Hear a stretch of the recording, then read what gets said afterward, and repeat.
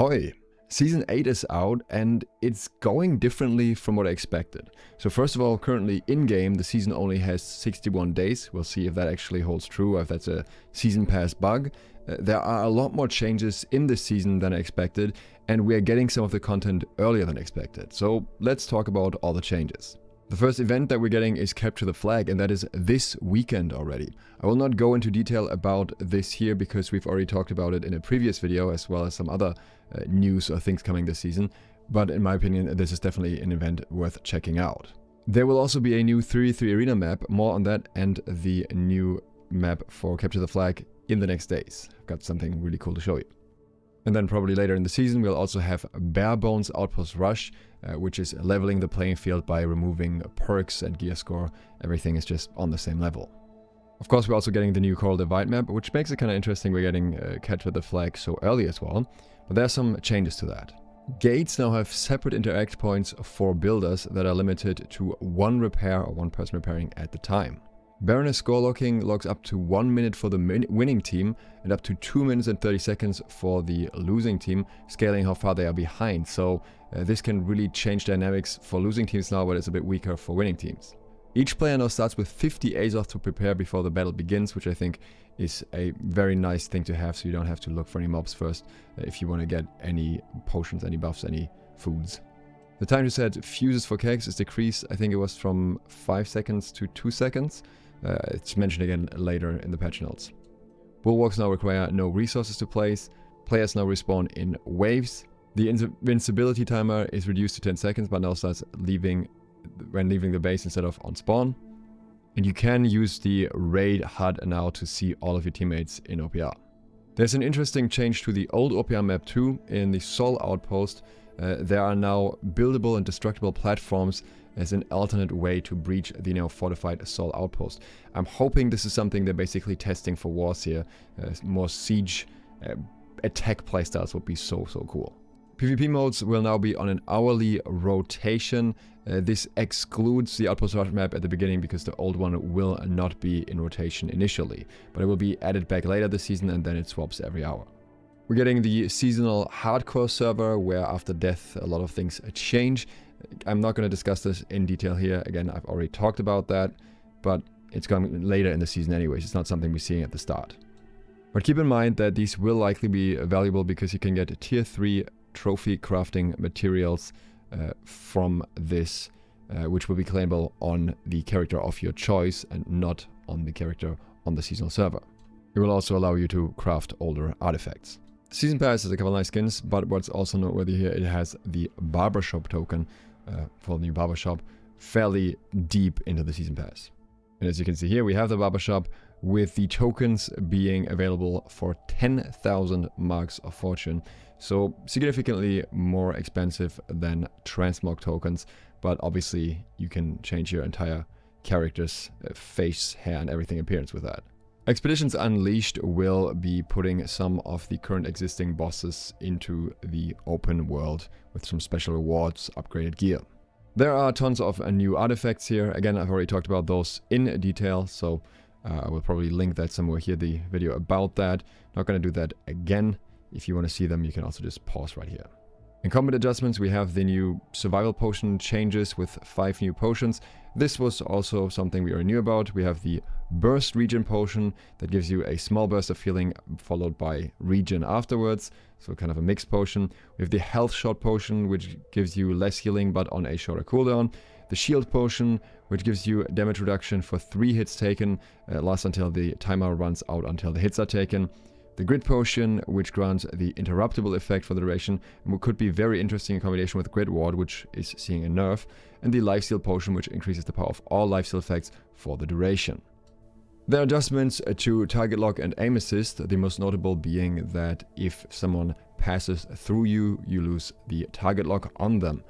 And some other adjustments we will have to see how they actually play out in practice. And now we're getting to the more spicy stuff that wasn't fully announced yet. Jade Gems are a new gem with Plagued. Basic attacks inflict a stack of disease, reducing the target's incoming healing by 2.5% and outgoing by 1.25% per stack for 3 seconds with a maximum of 10 stacks. The opposite version of that, if you put it on armor, is Plagued Ward, minus 6.2% disease duration per armor or trinket that has this gem slotted. Sacrificing normal mitigations for Plagued Ward is a big trade-off though. But what I will say about Plagued itself is that I think AGS is once again extremely hesitant with any more aggressive anti-heal. Now, the thing for most gems is that their effect is triggered by a specific condition like health thresholds and whatnot, or in case of Jasper you have a couple hits taken. Here you have to do basic attacks, so according to this at least it doesn't include abilities, and this reduces the healing by 2.5% only for 3 seconds. So this runs out fairly quickly with a maximum of 10 stacks. I'm assuming this refreshes, but it is pretty easy in most situations for an enemy to avoid basic attacks for 3 seconds, resetting all of the stacks. And most weapons don't attack frequently enough to get a high enough number of stacks with this to be worth it, in my opinion. I don't think you'll often see 25% here. You'll maybe see 10, 15% roughly in terms of anti-heal, which is a nice bonus if you add that with Plague crits, for example. You can maybe get reasonable amounts of anti-heal, but realistically I think most of the time, at least in smaller scale combat, in smaller scale PvP, you're not going to get enough basic attacks off to justify this. Exceptions exist. I could, for example, imagine the Void Blade possibly making use of this, but for most builds I think this is not really that effective, and then with Void Gauntlet, for example, you're already applying enough anti-heal anyway, so you're probably not even that concerned with this. So I'm not too sure if this is actually going to be effective, because the trade-off is losing quite a significant portion of your damage, which they would have to heal more otherwise anyways. And I'm really a big fan of anti-heal mechanics. I just think they're too cautious with this and scaling this too low, and you'll see that with other things later that are just scaled higher in comparison. So for example, we have the Turquoise Gem perk here, which just comes with penetrating with 12% armor penetration, which I think is just a much more direct application, right? If Plagued was just 12% anti-heal, yeah, okay, straightforward, that's just how it works. And this, I think, could definitely have use cases, could be very interesting in anti-tank builds especially, but even against less tanky targets, the armor pen is still going to be a significant damage increase, since it just makes your damage go through the armor better. So yeah, while this is not as insane as it sometimes seems, because you still have other mitigations that are not armor, and you have a lot of those, I still think this could have value in some places. Hardened gives you plus 3% physical and elemental armor per armor perk per armor or trinket that has its gem slotted. Okay, this I don't really see being that effective. There has to be like, there's got to be some numbers that need to be crunched here. But I can't see this competing with just going half Opal, half Onyx, unless I'm missing something. Maybe if you go super tanky and you have like super high armor base values, then this could actually result in higher mitigation somehow, magically. But I would not know where that threshold is. Again, needs to be tested, needs to be calculated. For now, I can't really imagine this actually being better, because it seems like in terms of value and how much mitigation is provided by armor at higher levels, it doesn't seem like it would be effective enough. But we'll find out. We have new attack perks, which are found on gear. The first one being Sundering Stacks. Attacks inflict a stack of 4% rend, lasting 6 seconds with a maximum of 5 stacks. It says each stack lasting, so it could be that these are not refreshing, but rather individual stacks that work separately from each other.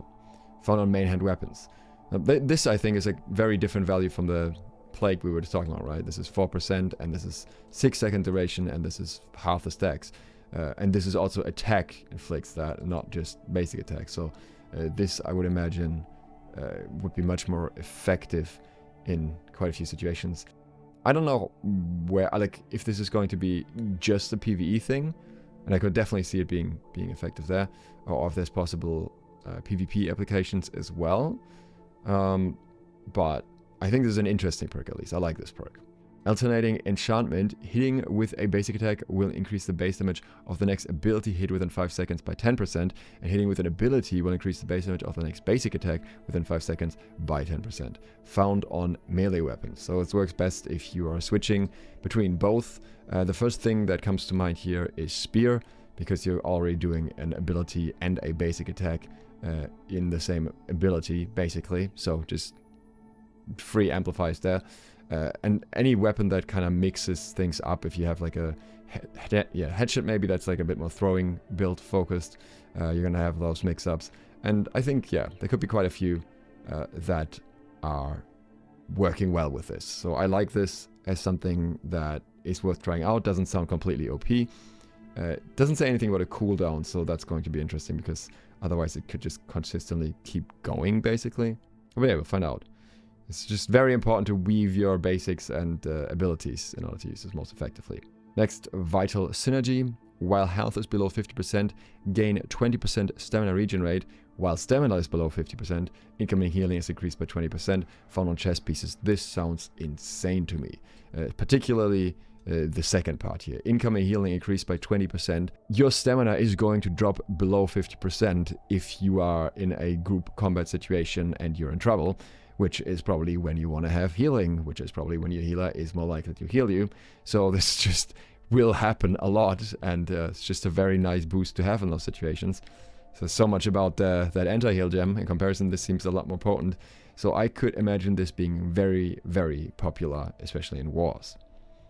Hardcore Parkour, one of the most interesting perks that I have seen in the world. Gain 18% haste for 5 seconds after triggering a traversal action. Found on footwear. Now, I need to know what exactly this applies to. Obviously, this will apply if you jump over a fence or something, or if you climb up something. But for example, if you jump down from somewhere, say in the 3v3 arena, in the Brimstone one, you jump down from the top to the bottom. Would that still be a traversal action of any kind? Because it really depends on the environment if you can use this effectively. Think of the old arena. I don't think you can use it anywhere there, because I don't think there are any places that actually give you a traversal action. So could be very interesting, could be very fun, very specific use cases, and also more haste in the game, which I don't think most people want at the moment, but oh well. Stop, drop, and roll. This is funny. So dodging will reduce the current duration of all burn damage over time effects on you by 25%, found on amulets. They acknowledge that burn is a problem so significant that it needs its own perk specifically to be countered, once again, along with other perks. But they don't want to nerf burn too much, instead of just, taking the issue. But there are other nerfs to fire stuff. We get to those later. I just find it funny that they're making this very, very specific amulet perk here. The problem with this is that it's an amulet perk, and amulet perks are so contested that it's difficult to ever fit in there effectively. But maybe if someone wants to go for a full anti-fire staff only build, they might run this. Just switch over for it whenever they see a fire staff. So it could have a use case. I just see some irony in there. I feel like this could be approached differently. Maybe they just wanted to do it because of the name. Then we have new armor perks as well, which can stack up to 3 times, all of them. Potent Alacrity increases the potency of all haste status effects on you by 9%. Not duration, potency. So you're going even faster and probably skipping any haste caps or whatever with that as well. That could be strong. I think you have to have like a very specific build where you're effectively using haste a lot for it to be working well, but I could maybe see even some healers running it potentially, with a question mark. Potent Energy, decrease the potency of all exhaust status effects on you by 12%. It's potency, not duration, so yeah, it just feels extremely niche. There aren't even that many exhaust effects in New World. I don't really know when you would place that over anything else. I feel like you would, at that point, you might as well just go Invigorated and just reduce the duration. I don't know, maybe tanks at wars, but even there, I don't really see it. Then there's Anointed Potions, 3% increased healing from consumables. Maybe if you do like a fully specialized Endless Thirst build. It depends on how things stack, but also, I think way too niche. I would not ever want to have that as a roll on any of my armor. And I'd be like, yeah, well, that's a wasted perk. Anointed Lifesteal, kind of similar. 4% increased healing from lifesteals. So not 4% increased lifesteal, but just 4% increased on the lifesteal that you're getting, which usually shouldn't be that much in comparison. Maybe if you go for a full lifesteal build, you're hitting a lifesteal cap and you want to get more out of it, maybe there is a way to make this effective, but again, seems very, very niche to me. In open world PvP, you can now destroy enemy camps to make them respawn elsewhere. So if they're up the opposing faction, then you can attack their camps and they can attack yours. Small change with big impact, you can now ready up in PvP and skip the wait time. And in 3v3 arenas and expeditions, there is now a spectator camera if you're dead. There's some overhaul to the mutated expedition rewards. I'm not going to go into all the details here, you can read that for yourself if you want to, but basically you're getting more Gorgon's Eyes now. There's a weekly cap instead of a specific dungeon cap with 90 total, and the recipes no longer require you to do mutator stuff. You can just get all of your Gorgon Eyes from normal expeditions, and then, or like mutated expeditions, and then the perk pool was updated for the rewards, and you are guaranteed to get 1 725 gear plus some potential more of those. So overall, much better rewards than before. Could be somewhat worth it now at least. Here's a really big one. Here are the combat changes. There are a bunch of damage increases in PvE, not PvP. We have 12% damage for the bow, 11% for the musket, 12% for the blunderbuss, and some additional reduction for it to be a little bit weaker in PvP to address balance. This is interesting because I remember people insisting that blunderbuss was actually really strong in PvE and stronger than other weapons in terms of DPS. And now it's getting a 12% increase, so it must be like really, really broken now if that was true then. Flail increased by 14%, Ice Gauntlet by 30%, Warhammer by 7%, Great Axe by 8%, Hatchet by 6%, and Fire Staff by 4.8%. Also, some additional reduction for it to be a little bit weaker in PvP to address balance. The Void Gauntlet also gets a damage increase by 6.7%, so we should see a lot of things shuffling around.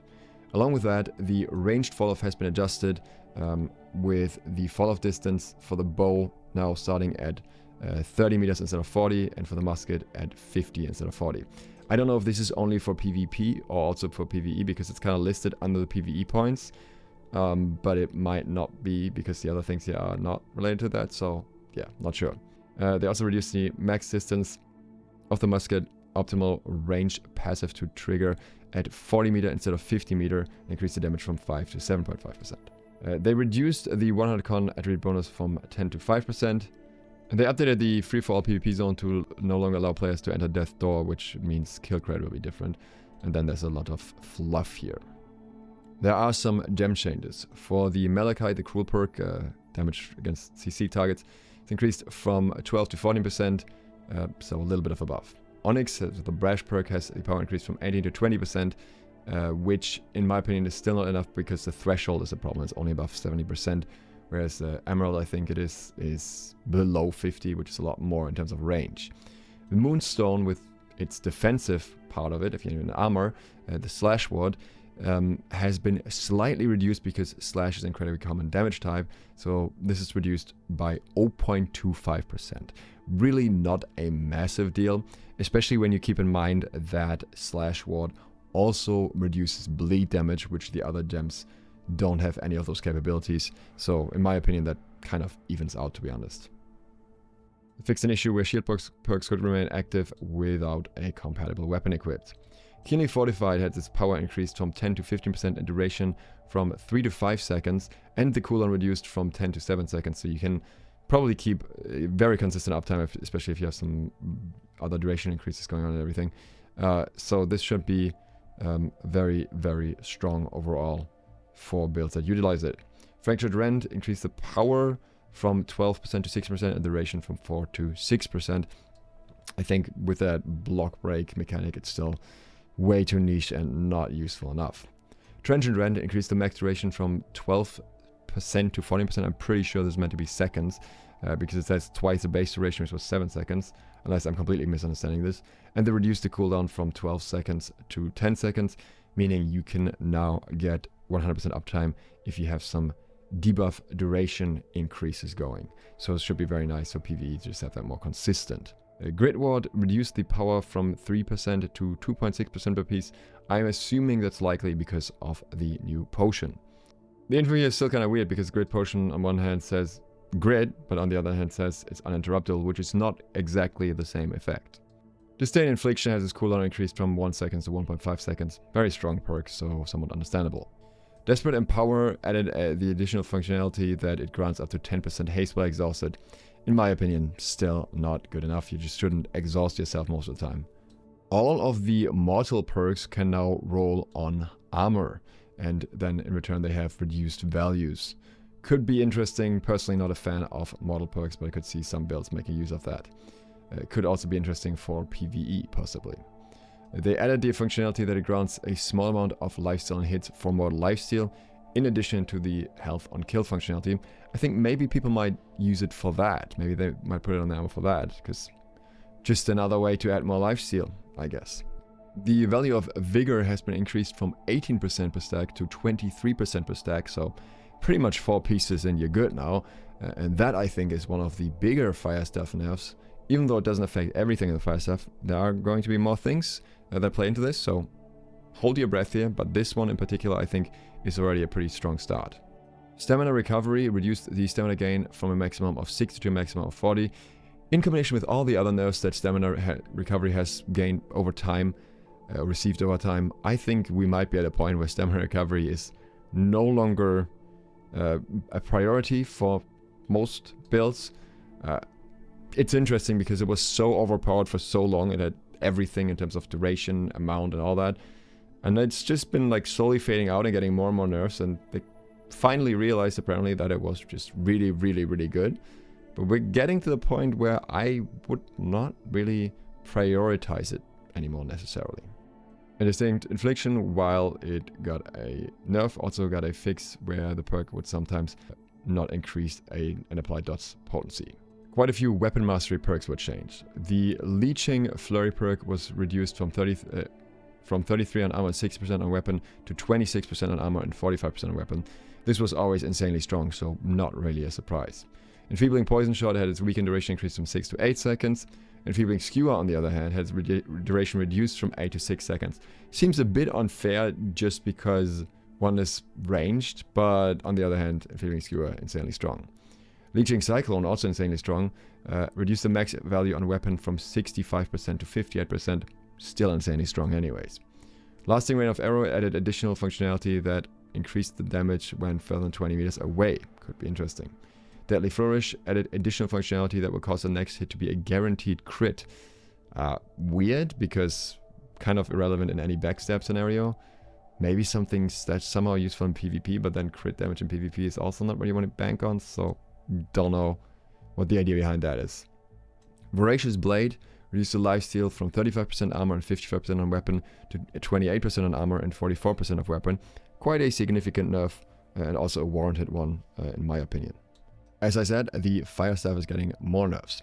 Reduced the dot duration extension for the 150 dex attribute threshold from 15 to 10%, but more importantly, reduced the dot duration extension for the 250 int attribute threshold from 30 to 20%. This was arguably one of the strongest perks in the game, and that is a pretty significant reduction. I would have argued that you could even reduce it further to 15%, but this will probably already have an impact for some other oppressive builds as well. I think Voidblade will be affected by this a fair bit too, at least. So yeah, this is primarily though a fire staff nerf, and this should not be overlooked.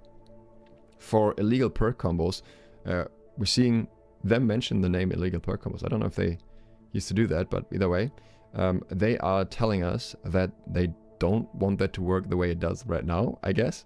Frigid Dawn and Dune Yule Plantula Footwear reduce the efficacy of the Enchanted Ward and Elemental Aversion perks of these items by 15%. This is not showing in-game currently. but maybe it's already happening on server side. I'm not entirely sure how I feel about this, but it's interesting that they're making this a specific approach. For Serenity and Venom, they reduce the efficacy of the Transient Strike and Transient Crit perks on these by 10%. This is a bit more confusing to me because it would seem like those perks were put on those items very intentionally to work as an illegal combo because they're artifacts. So, not really problem artifacts in my eyes. Serenity is obviously very strong, but I wouldn't call them issue-causing ones right now. So not quite sure if this is just them testing the waters or if they saw a problem there. There is an interesting update to consumables. Previously, if you used a consumable, then all other consumables in the same category would go on the cooldown of that item as well, even if they had shorter cooldowns. Now, when players use a consumable with a shared cooldown category, all other items in that category will go on 80% of their base cooldown. This 20% cooldown reduction for shared cooldown categories does not stack with other cooldown reduction source. That could be interesting. I think there could be some possible approaches where you're using multiple different pots and you're like switching between them in order to get this reduction consistently, because there's really no downside to it. So this is especially interesting in combination with the next information as well. The problem will always be having enough hotbar slots to make that happen, but Regeneration Serum increased the Regeneration Serum back to a 25 seconds duration, increased the cooldown to 40 seconds, and the healing values are reverted to 400 instead of 300 per tick, and 1.1% instead of 0.8% per tick. This means that it's the same tick values again as Regen Potion, but with a longer duration and a longer cooldown, and with the added benefit of giving you stamina and mana. So I think this could be a very good case to bring back Regen Serum, especially with this other mechanic here now, where you can basically, I don't know, pop a Regen Serum at the start and then have a reduced cooldown on a health potion, or run double Regen and switch between them to reduce the cooldown. So could be something cool there. Also, another Fire Staff nerf right here. Desert Sunrise increased the power from 17% to 25%. So basically with Desert Sunrise, as far as I know, they stack with Vigor. If they do, you'd only need 3 pieces of Vigor. Not 100% sure on that one though. It might not stack properly. It might be not additive, but multiplicative. But it could be cool. It could be interesting. It is a nerf to Fire Staff no matter what. Get your Desert Sunrise. Some changes to artifacts. First, the wall added functionality that slightly reduces stamina regen rate by 10% while equipped. I don't know what they have going on with the wall. I don't even get the second part. Chromatic Ward perk updated, so now it has 13% elemental damage reduction and 10% elemental armor. Like, what? Why? Huh? I don't even know if that's better or worse because I don't know what the value was beforehand anymore. But just confusing. No idea what's going on with that. Butcher reduced the power from 33% to 25%, being the increased bleed duration. Also, was Butcher a problem? I didn't consider it a problem, at least. Surprising, I guess just more like an overall thing with SNS being strong, but odd. Survivor's Code reduced the stamina gain from 50% to 20%. Considering how many things happen at once with Survivor's Code, I guess this was coming, especially with the nerf to stamina recovery as well. I think they're just kind of dialing that back, so not entirely shocking here. Inferno fixed an issue where conversion gems could be slotted into Inferno, so you can take them out now, and yeah, they can't be slotted anymore. And Burninator was not applying on heavy attack hits with a flare passive unlocked, but most people don't even use the flare passive. We're seeing some hard gem adjustments, hard rune adjustments. Dark Ascent increased the amount of iframes at the startup from 15 to 30, from 0.5 seconds to 1 second. Pretty massive in my opinion. And increased the AoE size from 3 to 4 meters. I think Dark Ascent is probably way better than people give it credit for. I think it's still slept on. Devourer added grid to the startup of the attack, 7 iframes, and to the first few frames of casting it. Fair enough. I think that has enough of a warning and everything going on anyway, so making it a bit more usable, fair.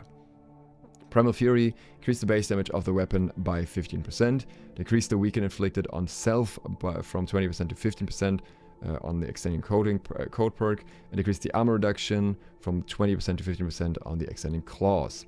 They also adjusted the Primal Fury's velocity while jumping to not grant additional translation in some circumstances. Translation here meaning tracking, so less range as far as I understand it. I don't know if that is even going to make it better in any way, because it makes it sound like it's just going to be weaker, because it's already hard enough to stick to a target with Primal Fury in the first place. Rapier is getting hit with some heavy nerfs. Omnidirectional Evade perk reduced the max value from 20% to 14%. I saw people arguing that Keen Tondo is better on weapon than omnidirectional evade before the patch, and I never understood that argument because the value is incredibly high for what it offers. Now, maybe that argument could possibly be made because of this quite significant nerf. Might actually be a case for that now. If it was actually stronger before, then this nerf is irrelevant, but I don't think it was. I think Omni was, as far as I can tell, actually the stronger one in scenarios where that mattered in the first place, and they could be compared with crit and everything. Then Evade's Crescendo upgrade gets reduced from 30% to 25%, the cooldown reduction, and the Momentum Ultimate gets reduced from 30% to 25% as well. Crazy amount of nerfs here, and then there's also some fixes. I think it's not entirely surprising. Evade Rapier kind of just became the thing, but the expectation that a lot of people seem to have is that this will open up build variety by a lot, whereas in the current state, as far as I can tell, if you know this too much, people are just going to go back to more bleed rapiers, just have like 6 bleed rapiers in the help and in the raid, and then have like half of them run just DPS bleed and still maybe keep evade in there, because why not? And the other half is going back to flourish and finish and just spam bleeds as much as possible, or get people to get more tono back in. I don't know. It seems like there are deeper issues with the rapier beyond just the evade side of things when it comes to PvE balance specifically. And these things also hit PvP, which is unfortunate because I don't think Evade Rapier was necessarily overpowered in PvP, even though it has been gaining popularity. For Sword and Shield, the one with the shield passive on round shield now has a 1 second cooldown to prevent being triggered rapidly to allow infinite duration extensions. That is fair enough, even though durations still have caps. Also fixed an issue where player would not turn properly when activating Leaping Strike in a different direction than the character was originally facing. This is interesting because it's confusing, because it jumps where the character is facing and not where you're aiming. So if that's what they're referring to or not, I'm not sure. In between all the minor weapon fixes, there is a Void Blade nerf, reduce the Void Blade heavy attack translation. Again, this is tracking basically, it's part of the tracking. So this could make a significant difference in PvP scenario. Even though a lot of the attacks that Void Blades do are light attacks, they do definitely use heavy attacks, especially when you're trying to reach someone who's barely getting away on low health. Tethered Refresh will now reduce Orb of Decay and Essence Rupture properly. The Fire Staff sees a nerf by 3% in PvP.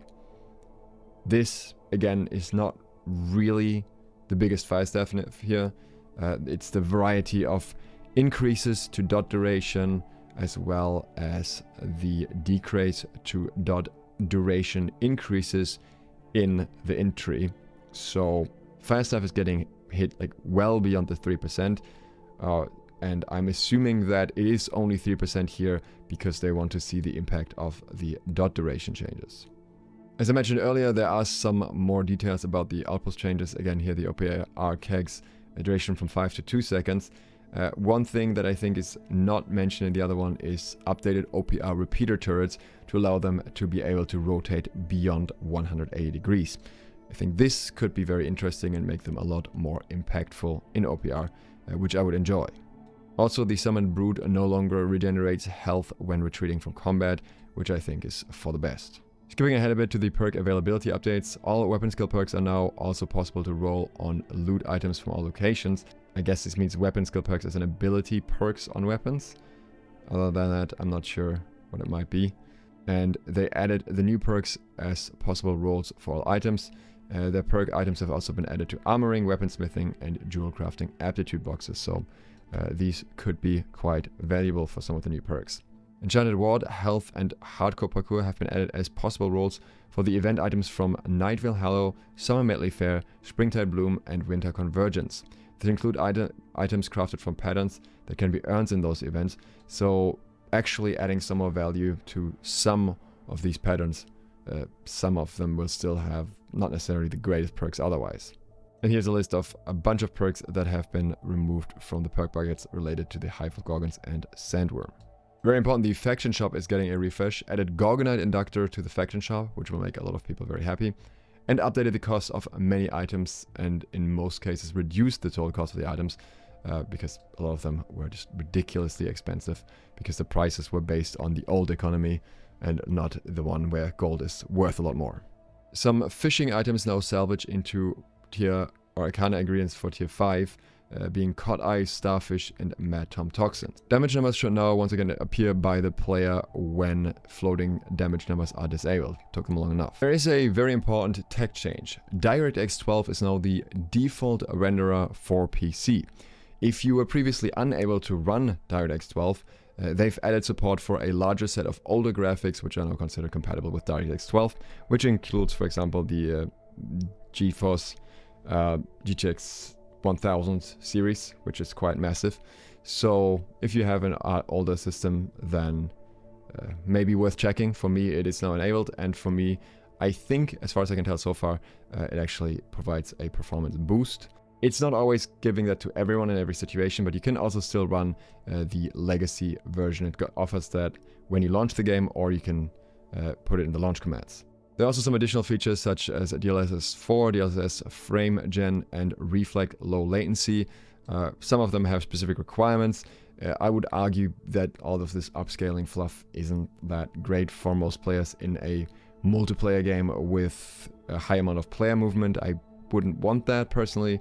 But if you are a fan of that, and if you want to have more frames, then that's one way to get them. I think reflect low latency in particular is something that could be worth testing, see if it affects your performance a lot, and if it could be beneficial for you. I haven't tried around with it enough to judge that, but it is something that you could look at. All in all, big patch, many new things, many things to look forward to.